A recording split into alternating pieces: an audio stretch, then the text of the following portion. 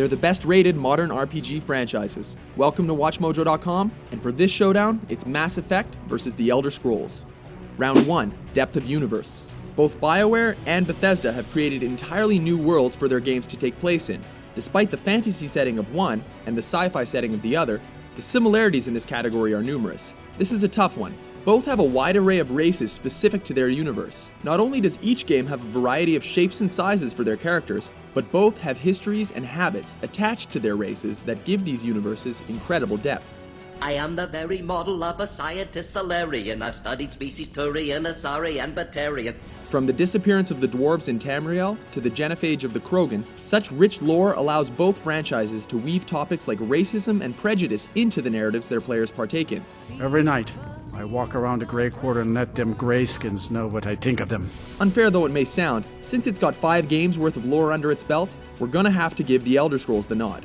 How does that make you feel, Shepard? Winner, The Elder Scrolls. Round 2, Story. What are the odds that saving the world would come down to one person so many times? The Elder Scrolls frequently has the protagonist becoming some sort of messiah, or, in the case of Oblivion, the messiah's best friend.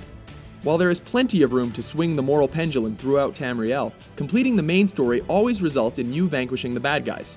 In a world and universe where you can choose to play however you wish, there is surprisingly very little choice in this respect. This is where Mass Effect shines. While many criticized its polarizing choice system, it cannot be argued that the choices you make do not have major consequences on the universe. Characters die, allegiances are shattered, and the way it all wraps up in the end depends on, well, whether you want to be nice or not. I thought you were a hero. Heroes don't do things like this. It's this masterful variability that gives Mass Effect the win in this category. Winner, Mass Effect. Thanks for sharing what you've learned, Morton. Round 3, Character Customizability. For the role-playing gamer, it's all about having it your way.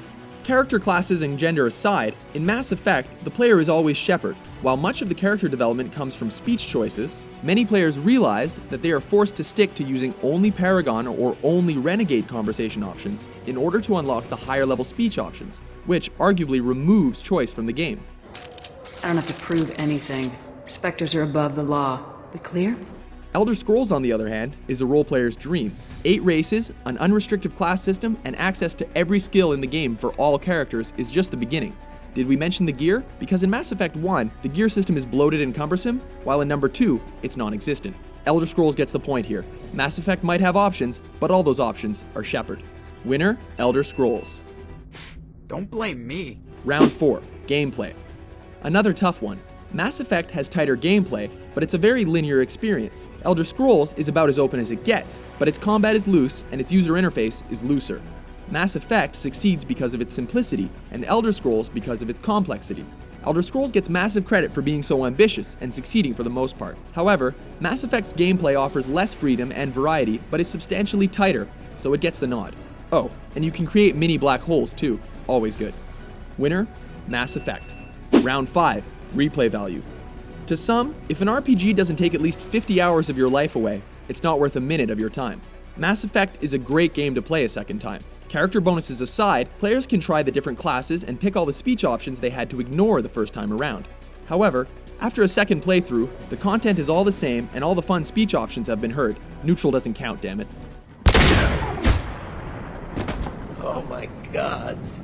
Hostages only work when your enemy cares if they live. This is where The Elder Scrolls really pulls in front. All the races, skills, and factions are only the beginning. Maybe you'll be a vampire this time around. Maybe you'll try to kill every NPC in the world. There's always something you haven't done yet in Tamriel.